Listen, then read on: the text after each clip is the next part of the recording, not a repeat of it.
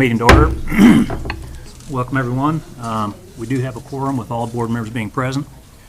At this time, we'll observe a moment of silence. Tonight, I'd particularly like to remember our former board member, Frank Torres.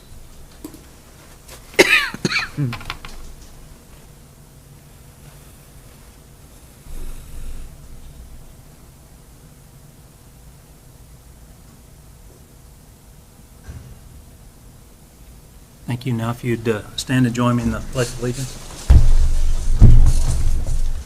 Pledge allegiance to the flag of the United States of America and to the republic for which it stands, one nation, under God, indivisible, with liberty and justice for all.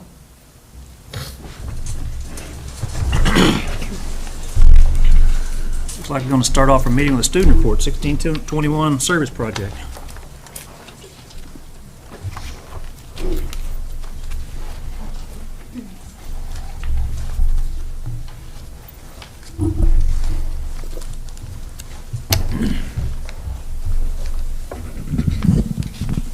Good evening. My name is Marcy Maha. I'm the counselor at 1621, and I'm very excited to bring some students with me tonight.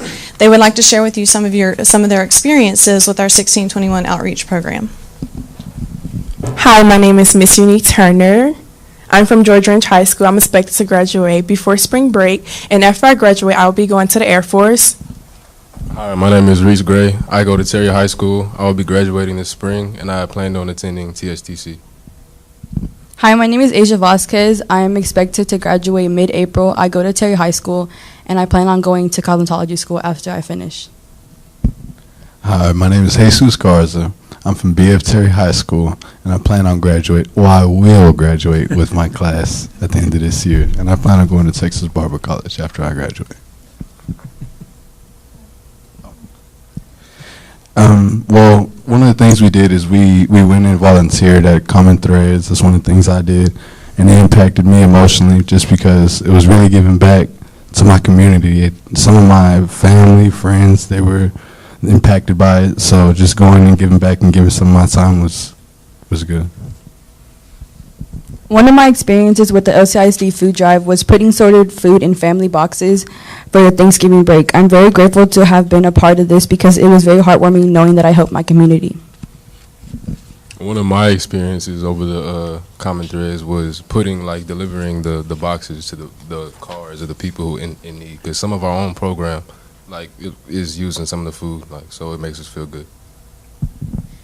Common Threads was very touching to my heart. I'm very grateful that I got to experience doing things for the community. Not a lot of people have the privilege to have the things that we have today, so I thank God that we all got to go out and help others that needed help. We have a few pictures for you here, just so you can see these young people doing what they were doing. We've done so much. Volunteered with the food drive. We volunteer at Common Threads. We've helped set up for one of the ASAP shops, and hope to expand that in the future. That's just some of the things that we've done this semester. I'm very proud of them. You see some regular students turning into superstars when they're doing this kind of thing. So it's very special to me, and it reminds me why I'm in this job. So I'm very happy to work with them. But we want to thank you for your service and your support of the 1621 program, and wish you a Merry Christmas. Thank you.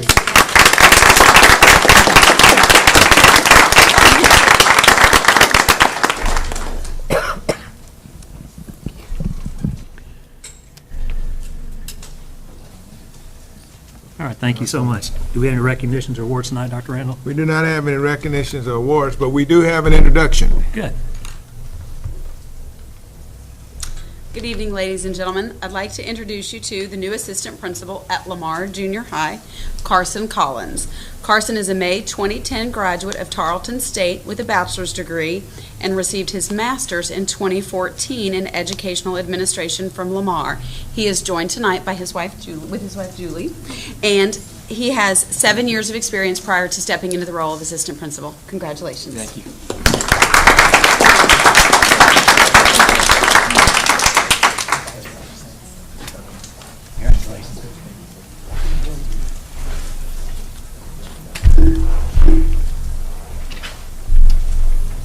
All right, audience patrons. Yes, Mr. President, we are now at the portion of the meeting when the board allots time to hear persons who desire to make comments to the board. Persons who wish to speak to the board must sign up to do so as they arrive, and they must indicate the topic about which they wish to speak. No presentation shall exceed 5 minutes. Delegations of more than 5 persons shall appoint 1 person to present their views. The board will hear the concerns, but the board cannot deliberate, discuss, or make a decision on any subject that is not posted on the agenda. Persons who speak up to the board cannot complain about a district officer or employee in open session. Such concerns are heard in closed session after proper posting of the agenda item has occurred. Our first speaker is Larry Moten. If you can please state your name and address.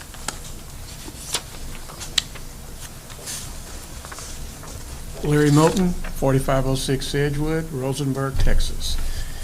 I spoke at last month's meeting, and I spoke about property taxes and some other issues. But first, I want to clarify several things that I said. And one was that I wanted someone to take 50% pay cuts. That was not what it was meant to be. It was to urge the board to look across where 50% pay cuts can be cut so that property taxes can kind of go down. The other issue I had was there was a young lady, I think she's here tonight, that gave something on diversification, and she talked about diversification, and they were in Canada. And I think someone up front here made a remark that said the board didn't pay for it. And I was so happy to hear that, because I chuckled to myself and said, if I wanted diversity, I could go down to Lamar High School, River Oaks, and Westheimer Boulevard in Houston, Texas. If I want to see diversity, I can go to Manville High School, I can go to Santa Fe High School, I can go to Bel Air High School, I can go to Leadership School in Katy, I can go to the Spanish Schoolhouse in Katy to see many ways of diversification. But we all know that diversification starts at home. That was one thing that I wanted to say.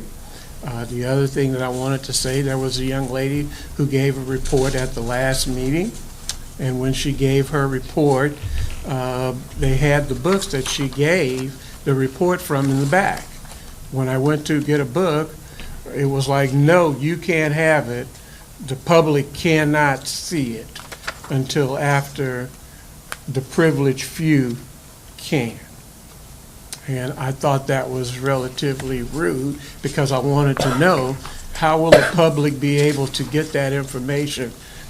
And I would like to have seen the information as she gave it. And that would have been great. The other thing I spoke on was property taxes and the bond issue. The bond issue passed, yes, we know that.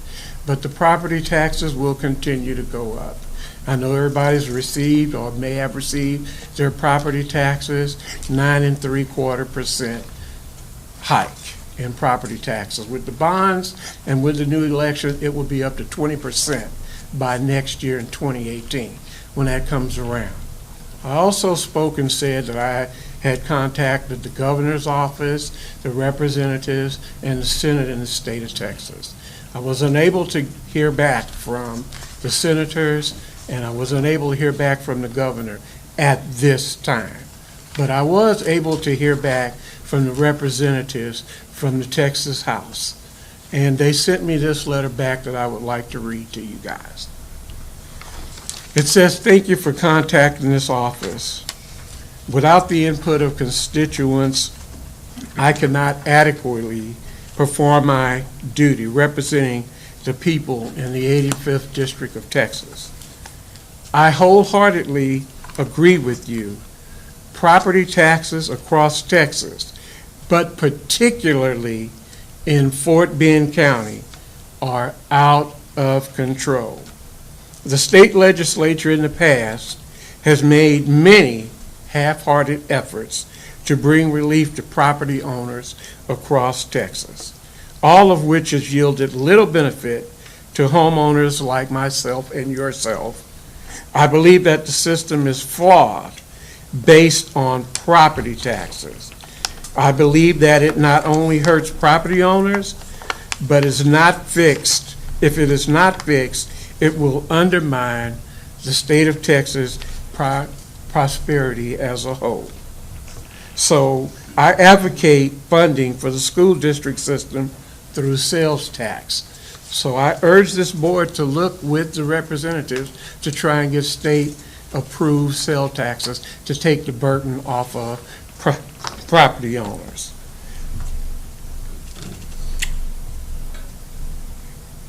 However, at this time, this is innovative, and it's hard to sell because people think that the property taxes are the only way to go.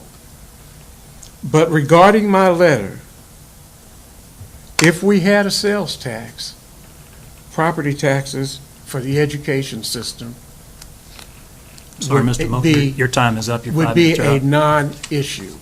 And with that being said, I urge the board to consider that, because going forward in 2018. Mr. Moulton, your time is up. I understand, sir. I'll have just one more minute. No one more minute. It's I going to be fair to understand that everyone the else. Your board, time and is I up. urge that this does not fall on unheard voices and unheard ears. I ask that in due diligence. I also say Mr. to Moulton, we you have heard that your message. in Please take your seat. 2018, the board will see a coalition that will protest the property taxes and will do all Mr. that Moulton, we please can take your seat. to Burning other see people's time. that the issues that I have raised will be fine. And that's what I have to say. The other thing I would like to say to everyone here. Mr. Moulton, would you go ahead and please take your seat? The other thing I would like to say here, extended blessings to Joe Torres. Happy Hanukkah, Feliz Navidad, Merry Christmas, Happy Kwanzaa, and may all of you have a Merry Christmas. That is all. Well, good. We didn't burn anybody else's time. At this time, we'll approve the minutes. I have a motion to approve the minutes of November the 14th, 2017 special meeting. I'll make a motion that we approve the November 14th special meeting workshop minutes. You have a second to that? Ms. Kaminsky, all those in favor, please say aye. Aye. Opposed? There are none. Motion passes. I have a motion to approve the minutes of November 16th, 2017 regular board meeting, please.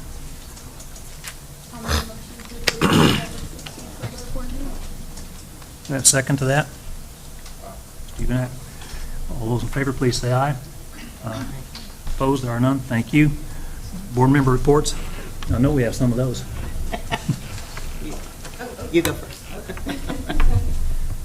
The policy committee met on Tuesday to review localized policy manual update 108, which was basically just cleaning up some language. And the second reading of that policy is going to be tonight, so hopefully everyone had a chance to look over it. Good. Thank you. The attendance boundary committee meeting met on Tuesday as well. We have a committee that's being proposed tonight for approval that will set the boundaries for the new elementary school for Carter. Good. Thank you. Okay.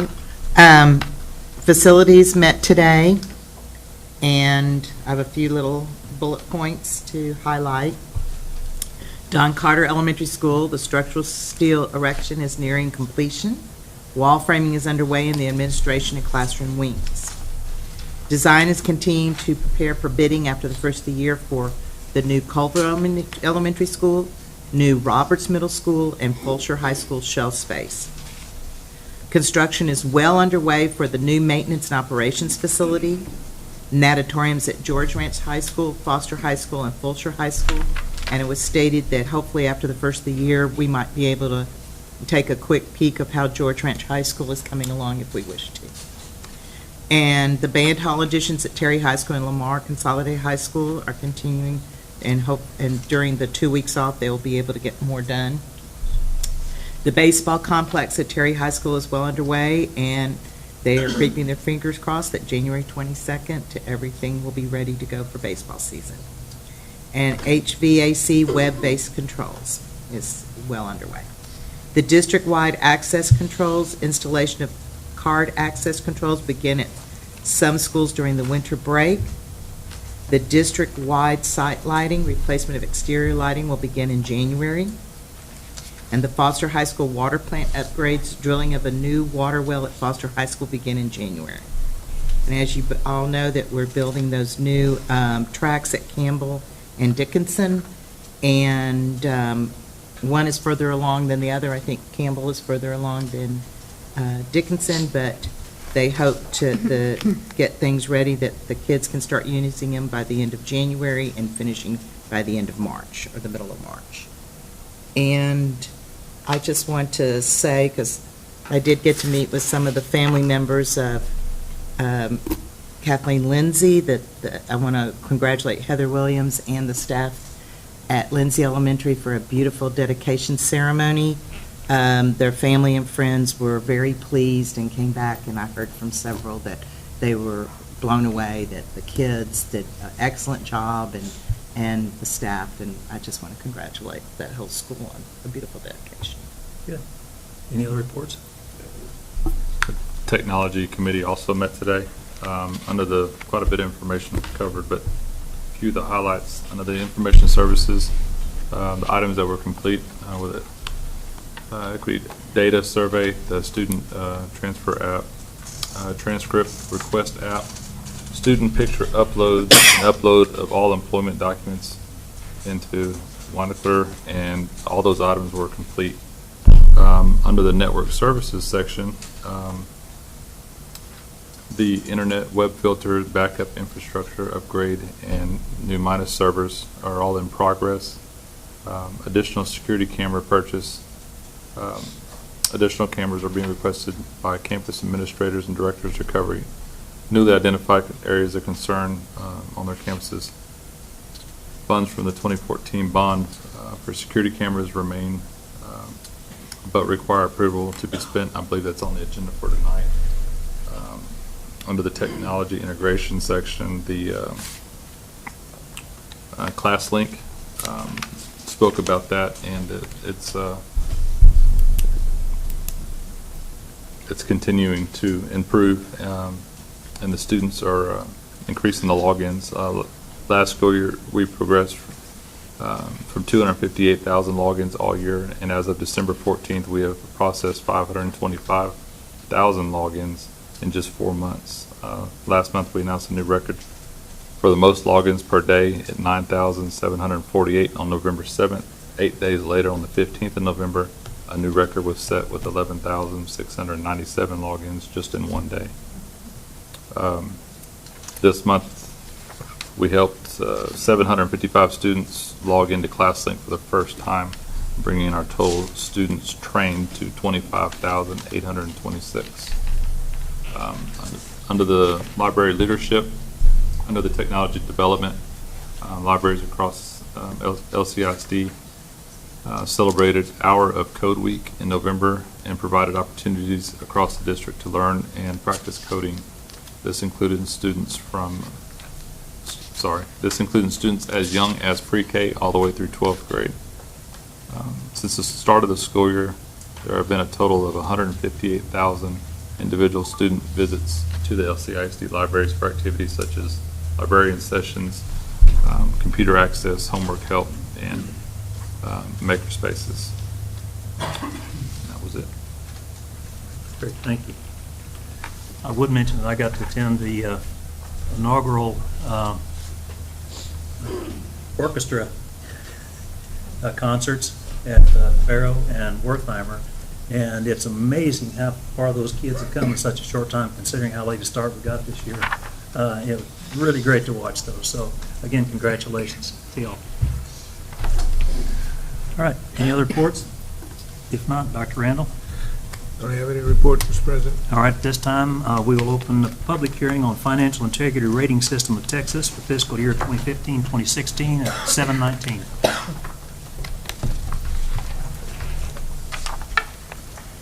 Good evening.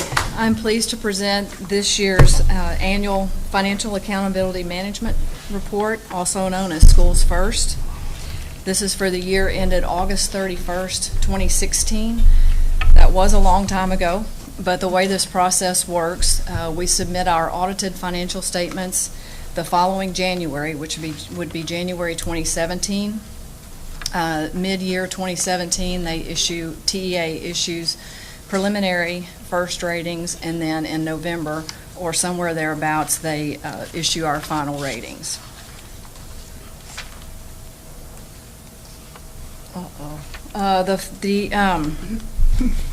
The goals of the School First program there are several. To achieve the quality, performance, and the management of a school district's financial resources. This is the 15th year of the official ratings.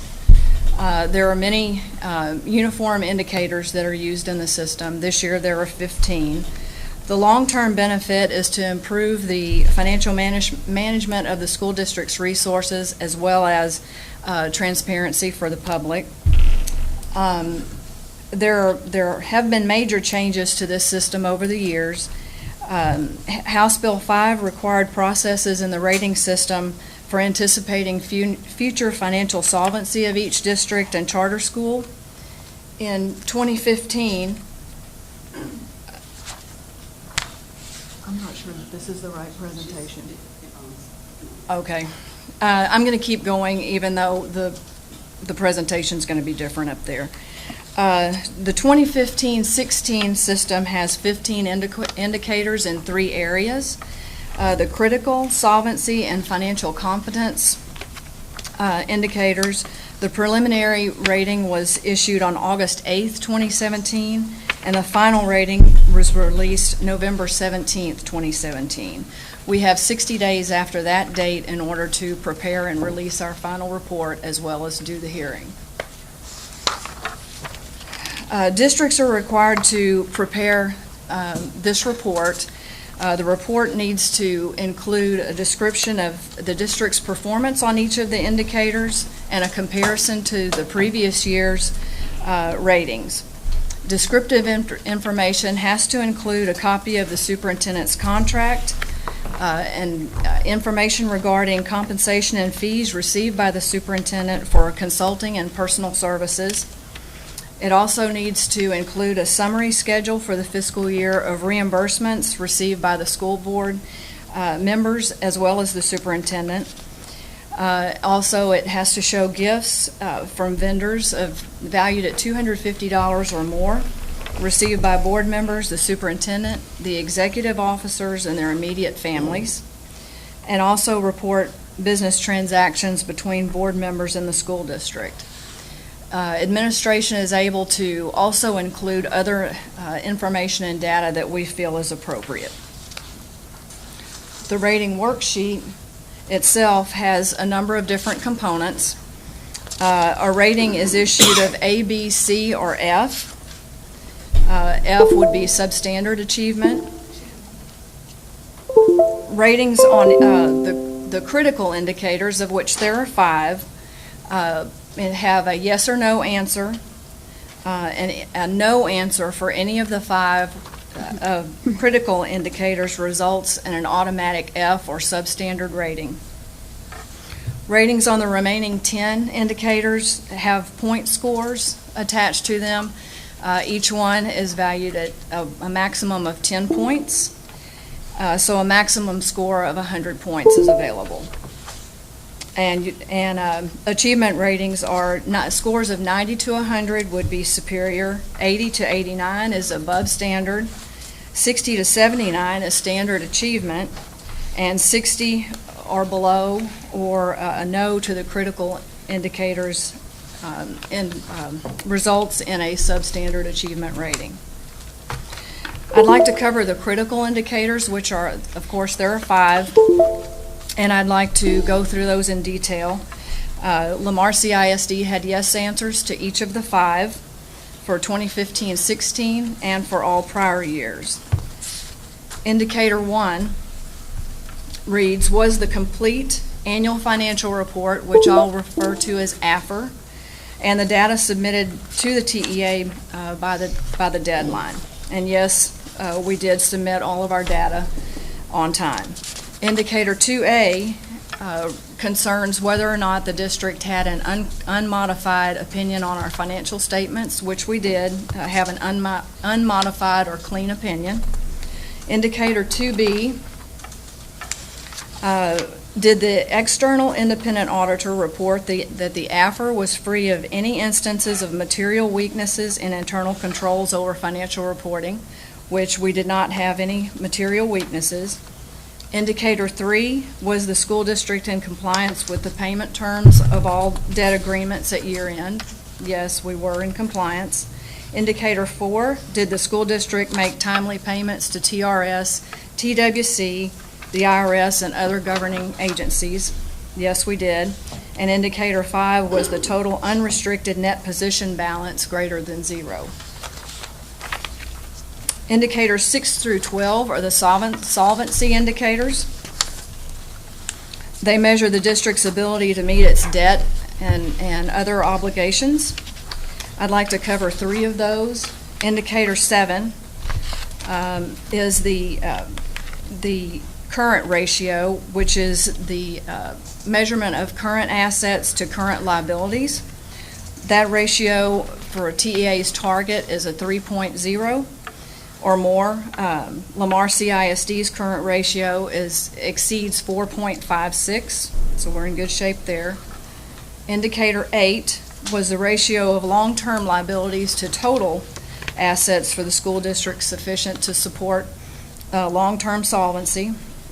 The debt ratio measures the financial leverage of the district and indicates the portion of the total assets that are covered by or financed by long-term debt.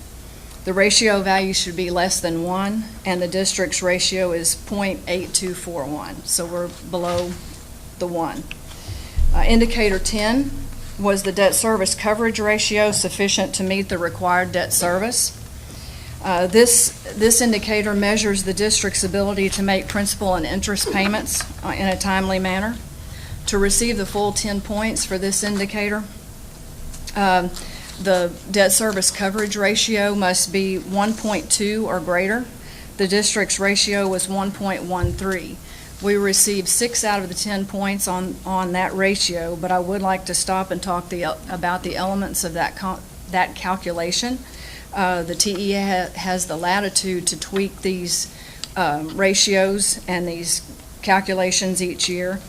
Because the district issued bonds during this fiscal year and excuse me, incurred $2.5 million roughly in bond issuance costs, that cost us 2 points. If we had not had those bond issuance costs, we would have had 8 out of the 10 points. And also, if the district had not prudently and strategically determined that we would use part of our debt service fund balance to keep our debt service or INS tax rate at 35 cents, we would have exceeded the 1.2 recommended ratio. So, due to prudent management, we lost points in this system. Indicators 13 through 15 are our financial competence indicators. They measure the district's skills, knowledge, and data quality.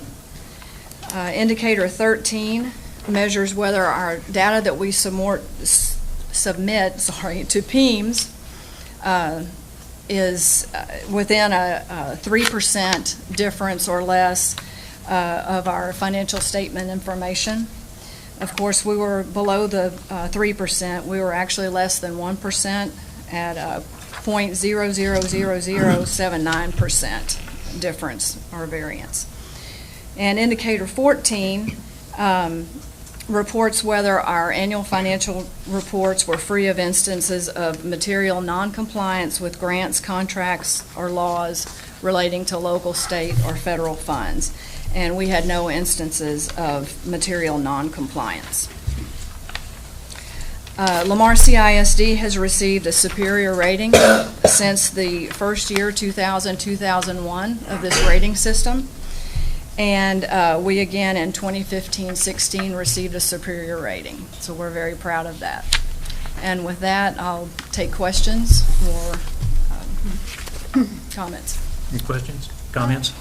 I have a question, well, actually, just a comment, probably not so much a question, but on, sorry, page 11, where it, describing the financial strengths of the district, where it, we're talking about 28%. Is that, and then the next paragraph, we go to, the target range is between 12.5% to 25%, and we're at a little over 28%, is that correct? Does that mean that for this year and perhaps every year that we're at a higher percentage of the target range, that we're accumulating money into a fund? That relates to our general fund, our general operating fund. And yes, we have been above the 25% for many years. There are a number of different ways you can measure financial stability or strength. The 12.5% to 25% is one way. Other entities might look at 3 months operating. 3 months operating for us is, I want to say, a little between 50 and 60 million. And we probably wouldn't be as, we're still above that level as well, but probably not as high as we are on this measure. But we do have a strong fund balance, is really the bottom line. Okay, thank you. Do we have any comments or questions from the public, since this is a public hearing? Yes? What's the general fund balance or the fund balances in the district? Do you have those numbers? I don't have it with me, but I believe that our unrestricted fund balance is around 70 million. Yes. Is that the 3 months operating that we're talking about right now? Is that number? Yes. Any other money funds somewhere else? Is that the only thing that we have to? Well, the district operates with various different funding sources. So we have our general operating fund, our M&O tax rate, and state funding goes into that fund. We have a debt service fund, which is mostly taxes from our INS tax rate. And then we've got federal funding, which are food service, our title monies, and those are accounted for in a group of funds. And we have some internal service funds, and then, of course, the capital projects funds. No further questions. We'll close the meeting at 7:32, the public hearing at 7:32.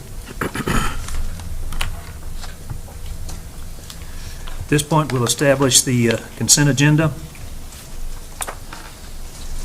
A1, A2, A3, A4. Go ahead. Going to pull that. A5. Can you pull that one, please? All right. A6. A7. A8. A9. A10. A11. A12. A13. A14. A15. A16. Can you pull that one, please? B1, B2, and C1.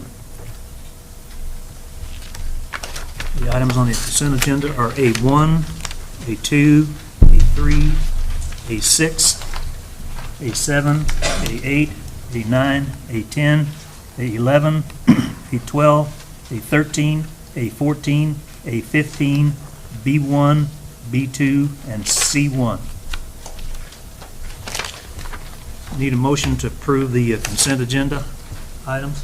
I'll make a motion that we approve the consent agenda items. Have a second for that? All those in favor, please say aye. Aye. Opposed are none. Thank you. This time we'll move to item A4. This is on page 23. which is the consideration of nomination of candidate for position of the Texas Association of School Boards Board of Directors. And I believe Ms. Danziger would like to have her name entered into this. If I can get through all the paperwork. So I would like to entertain a motion to approve the nomination of Kate Danziger for the candidate for the position on the Texas Association of School Board of Directors. Dr. Harrell, second to that? All right. Ms. Bronzell, any discussion? You crazy lady, that's all I know. All I said was, it's closer to the grandchildren. It's closer to the grandchildren. That's all it took. Go for it. You know what? All those in favor of that nomination, please say aye. Aye. Opposed, there are none. Well, congratulations. Well, it doesn't mean I'm on, it just means I can fill out paperwork. Good luck. Like I said, good luck. The next item is item A5. It's on page 32 of our books. Okay, could I have a motion to approve the base cost increase for refurbished moving van semi-trailers? All right. Excuse me. Is there a second to that motion? I'll second. Second, Ms. Danziger. Discussion? Yes, I have quite a few concerns and questions about this particular item. And I'm going to be real honest. My first concern is just in the very second statement where it says moving van trailers from $35,000 to any amount required.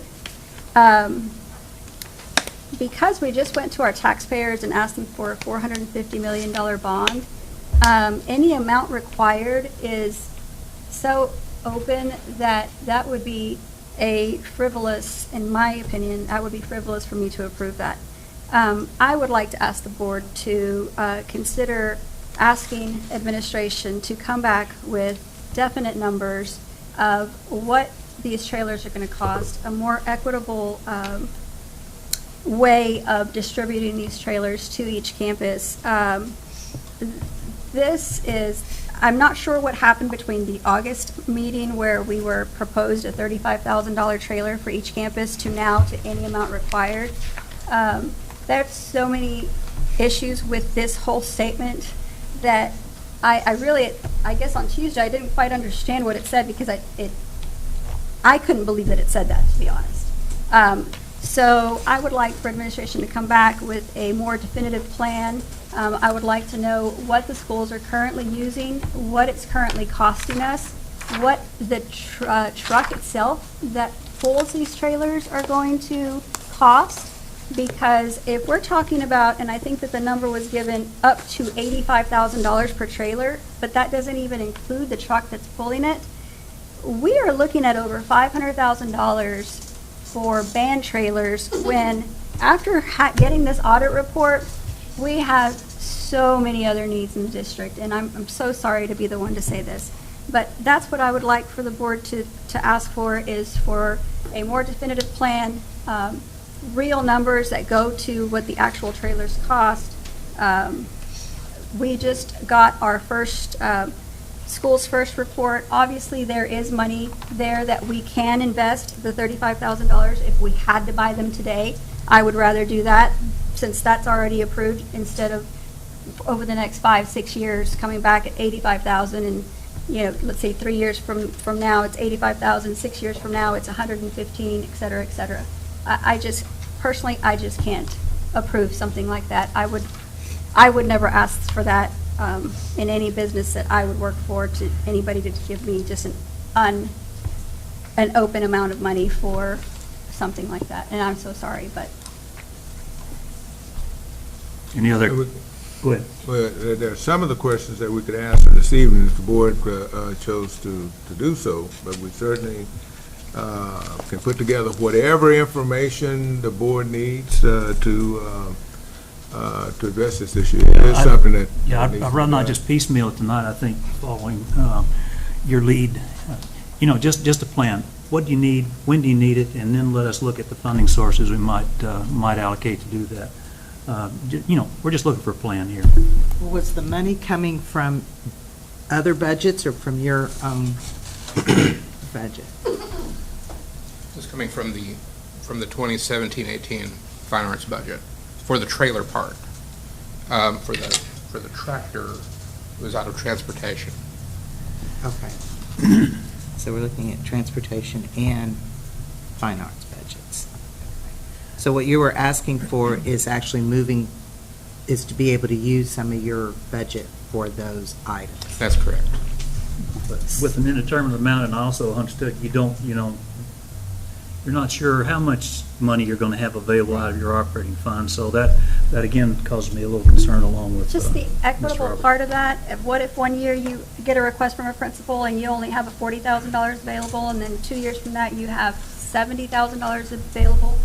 That, to me, you're going to give one school a $40,000 trailer, you're going to give one $70,000 trailer, and honestly, where did the $35,000 that we did approve in August, where did that number come from? Was there a process in which these trailers that we were looking at went up by that much, or?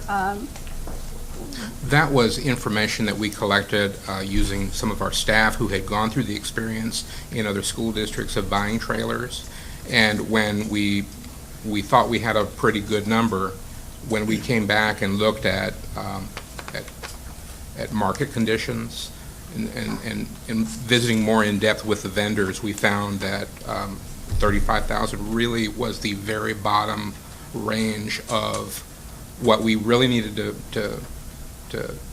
put in our schools that would safely, efficiently transport our equipment. But I guess one of the things I would like to see is what are each school, what are they using now, and what is it costing? I know that we talked about possibly having to rent trucks to even pull these trailers.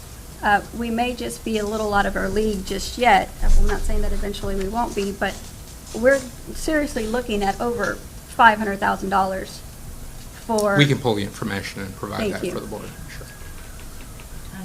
Yes. I'm a Ms. little Key? confused about the refurbished, the wording, refurbished moving trailer vans. When you talked about the 85,000, is that refurbished or is that new? That's refurbished. Now, that is not the van itself and the purchase of the van. That includes the power equipment for Power tailgate. the tailgates and that type of thing. The van trailer itself is is somewhere between 35 and 45,000, right. and then the power equipment is somewhere around $20,000 to $28,000. And the reason that we've been looking at that is because right now it would take 6 to 8 kids or band parents who actually do that work to actually go and lift that tailgate up. And so they recommend it for equity purposes because we were looking at bond funds for Fulshire. And there's also a donor that's looking at, for George Ranch, for equity purposes, trying to keep all the trailers the same. I'm just going to say I agree with Melissa when it says the 35,000 to any amount required. I would like to see numbers too. We can provide that, absolutely. All right. Any other questions, comments from the board? Mr. Steenbergen, you have a motion on the Yes. floor. You may want to entertain a motion from Ms. Roberts to postpone consideration of the item to a future meeting. I will do that. I will make a motion to postpone this item for a future meeting, please. Somebody will have a second to that. All those in favor, please say aye. It's unanimous. Thank you, Mr. Morrison.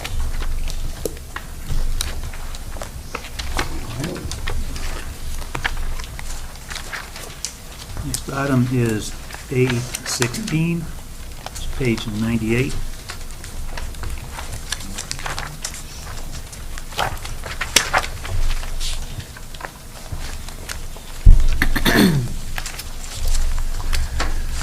Okay, entertain a motion to approve the LCISD operational audit report. I'll make a motion. Exactly, accept.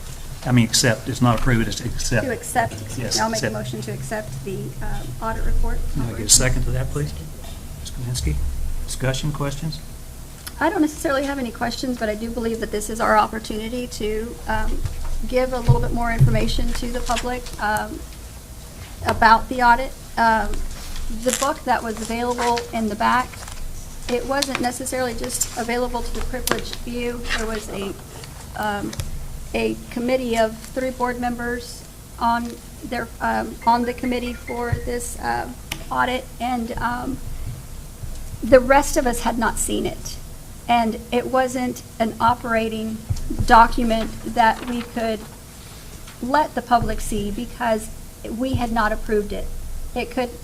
It's like everything else. We knew we had to have an opportunity as well to see it first. The presentation that you saw, some of us had only seen it for the first time that night too. Obviously the people on the committee had seen it before, but to me, the first time you heard it was the first time I heard it as well. The other thing that I wanted to say was that this audit basically opened our eyes to a lot of things. A lot of the stuff we already knew. We just needed some help to strategically plan for the future. I am urging administration to contact McConnell and Jones so that this book will be available to the public without having to do an open records request. I don't know. Hopefully electronically they would be able to put it on our website. That's not a promise, but it certainly could be an option, hopefully. Otherwise, you will be able to request that through an open records request so that you can see it. There's a lot of information in there, and through it, I hope that we will start making some of the necessary changes to better serve our students and our stakeholders. Thank you. Any other questions or comments? Well, just like anything else, it's going to be a working document. We're going to be using it and referring back to it and moving forward with it. So it's something that we will be having to deal with for the years to come. It's going to help us move down the road for the next 10 years. It's not something that we can implement overnight. It's not intended for that.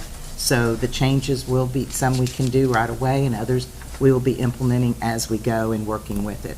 So it's going to be something that we'll be, thank goodness we have something that's specific to work with. Any other questions, comments? All those in favor of accepting this report, please say aye. Opposed? There are none. Thank you. The motion passes. That's all the action items. I believe I need to read the personnel, the report on the board member training. Yes, sir.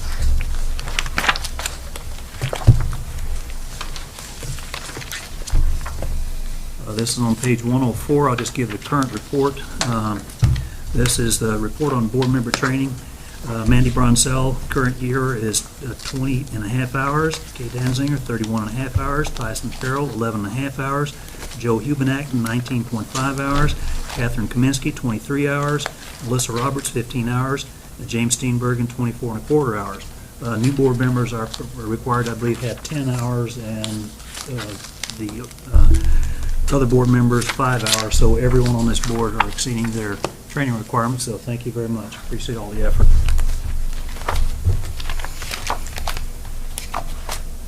Let's see, are there any other questions down in the our information items? If not, we will adjourn to closed session pursuant to Texas Government Code Section 551.071, 551.072, 551.074, and 55.082 of the Open Meetings Act. And the time is 7:48.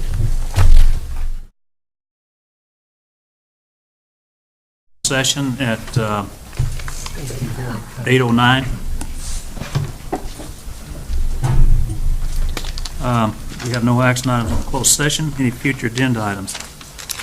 Yes, Mr. President, I would like to have an agenda item about readdressing the CMA, as we just passed a bond. I'm sure that we're about to have to either make a decision on how we're going to move forward with CMA or an in-house construction, and I feel like we need to do the research, we need to do the studies, we need to make a decision on how the district is going to move forward, because that's going to be a lot of money that we're paying out for that.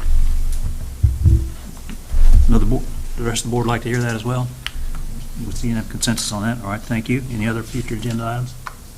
If you haven't already decided to put it on there, we need to put a committee together to do a search for deputy superintendent. I'll have that conversation with Dr. Randall between now and then. Perfect. Thank you.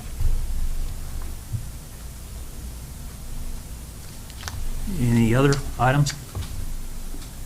The upcoming meetings and events? Appreciate the list of all the plays coming up. Yeah. I'm trying to figure it out. Fit 'em all in. One or two of those in there. Any other meetings or events? If not, we'll call this meeting adjourned at 8:10. Thank y'all very much.